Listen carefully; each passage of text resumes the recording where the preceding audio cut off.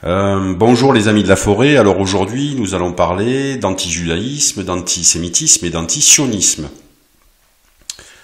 Trois concepts qui sont parfois peu évidents à distinguer et dont nous allons préciser le sens. Alors dernièrement, le 28 mars 2018, il y a eu un défilé en l'honneur de Mireille Knoll, l'octogénaire juive qui a été assassinée. Et dans ce défilé, il y avait de nombreux, évidemment, hommes politiques. Et Jean-Luc Mélenchon et Marine Le Pen, qui étaient présents, ont été hués par la foule et ont été obligés de partir.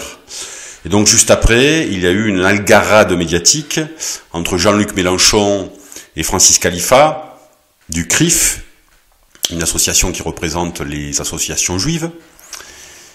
Et Francis Khalifa a condamné Jean-Luc Mélenchon pour ses propos apparemment antisémites. Bon, je ne vais pas prendre parti dans cette polémique, qui pour moi d'ailleurs est un peu stérile.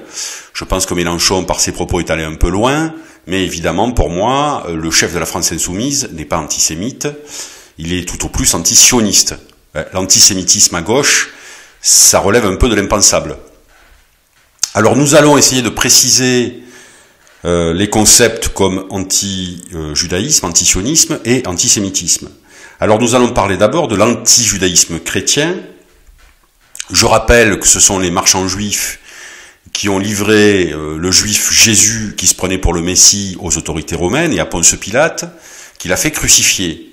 Et donc, dès le concile de Nicée, en 325, concile qui a lutté contre l'arianisme, l'hérésie arianiste, les pères de l'Église, dont Eusèbe de Césarée, vont consacrer les Juifs comme peuple déicide, c'est-à-dire ayant tué Dieu, et cette théorie va durer quasiment 1600 ans, puisqu'il faudra attendre Vatican II pour que l'Église catholique s'en sépare. Alors, les Juifs, malgré tout, étaient considérés comme un peuple témoin, comme un peuple ayant accueilli le Christ, Jésus-Christ, puisque Jésus-Christ est un juif, et donc ils furent tolérés en terre chrétienne, mais furent victimes de nombreuses spoliations, vexations, pour ne pas dire plus.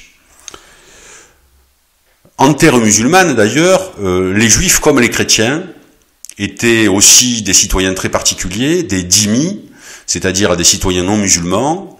Ils pouvaient pratiquer leur religion, contre certaines obligations, notamment un tribut financier. Donc en général, on peut dire qu'au Moyen-Âge, les Juifs furent mieux traités en terre d'islam qu'en terre chrétienne. Aujourd'hui, ça a changé.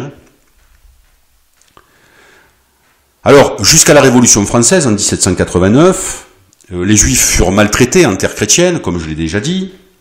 C'était des sous-citoyens qui étaient soumis à des vexations et des spoliations diverses et variées. Ils ont été expulsés par le roi Philippe le Bel en 1289. En Espagne, ils le furent en 1492 par Isabelle la catholique et Ferdinand d'Aragon.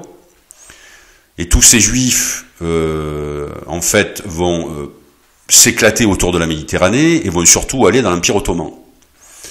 Par contre, si ces juifs se convertissaient au christianisme, et plus particulièrement au catholicisme, ils pouvaient rester en Espagne.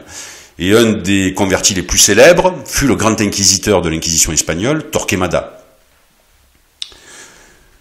Ce n'est pas Hitler qui a inventé l'étoile jaune, mais c'est Saint-Louis, Louis IX, qui va imposer aux Juifs une marque distinctive, une sorte de chiffon jaune appelé rouelle, qui les distinguait des bons chrétiens.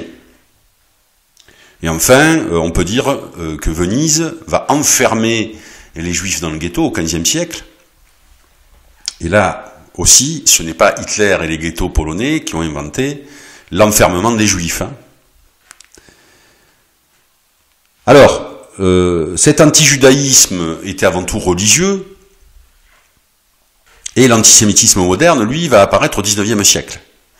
Alors le terme, d'ailleurs, apparaît dans le dictionnaire Petit-Robert en 1886, et il désignait ceux qui étaient hostiles à la race juive, dépassant la seule hostilité à la religion hébraïque.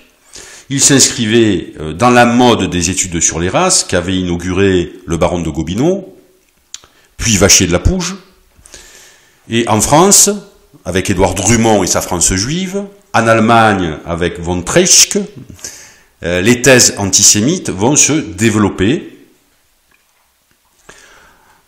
Alors, on pourra constater un antisémitisme racial qui va être récupéré par les nazis et qui va aboutir en dernier ressort à la Shoah, c'est-à-dire à la destruction du peuple juif. Et il y a un antisémitisme plus politique qui, lui, part du principe que les juifs étaient une ethnie arrogante qui voulait contrôler les nations et le monde. Alors ça, c'est la théorie des protocoles des sages de Sion, qui est un livre qui a été fait par la police secrète tsariste. C'est un faux, d'ailleurs.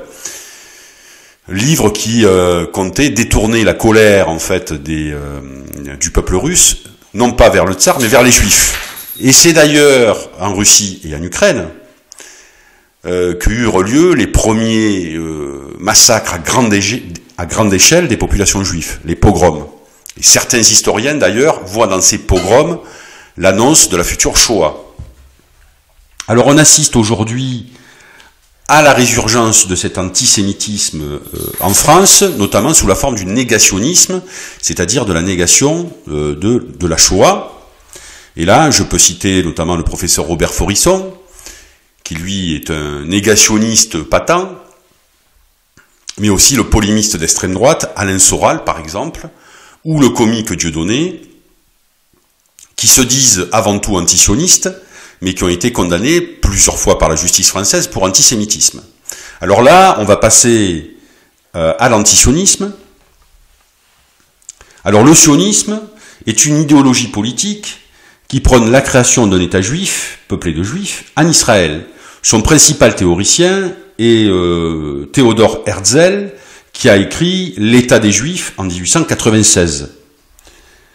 Je rappelle qu'il peut y avoir des Juifs antisionistes, hein. Par exemple Jacob Cohen, qui est souvent présenté par Alain Soral. Alors aujourd'hui, les antisionistes critiquent la politique de l'État d'Israël, qui oppresse le peuple palestinien depuis 1948, puisque l'État d'Israël a été créé en 1948. Alors la gauche, plutôt radicale, est en général antisioniste, puisqu'elle perçoit en fait l'État d'Israël comme un État colonisateur, allié des États-Unis et oppresseur du peuple palestinien. Donc en général, la gauche est antisioniste, mais pas antisémite, puisque le principe de race n'a aucun sens à gauche, puisqu'elle est normalement internationaliste. Bien qu'aujourd'hui on assiste parfois à des dérives un peu nauséabondes. Là, je ne parle pas de Mélenchon. Alors, il y a aussi un antisionisme de droite, qui est souvent, il faut bien le dire, le cache-nez d'un antisémitisme racial ou politique. C'est le cas, par exemple, du polémiste Alain Soral, dont j'ai déjà parlé, qui se dit avant tout antisioniste, mais qui a été condamné plusieurs fois par la justice française pour propos antisémites. Et d'ailleurs, avec le comique Dieudonné, il avait, en 2009, créé la liste antisioniste aux élections européennes, qui avait été financée par l'Iranien Yahya Gouasmi, un chiite, et qui démontrait cet antisionisme de droite, qui s'apparentait plus, d'après moi, à de l'antisémitisme. Hein. Alors évidemment, les nations arabo-musulmanes sont plutôt antisionistes, puisqu'elles sont solidaires du peuple palestinien, qui est arabe et musulman.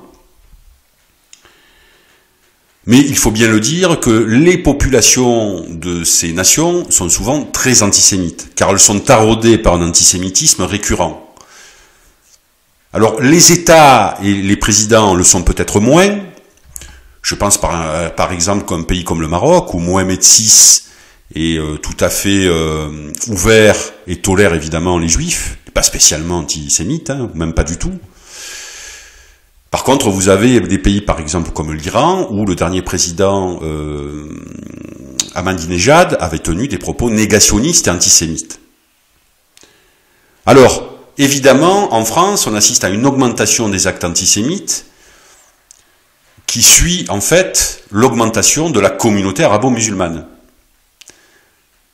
Alors, ne me faites pas dire ce que je n'ai pas dit.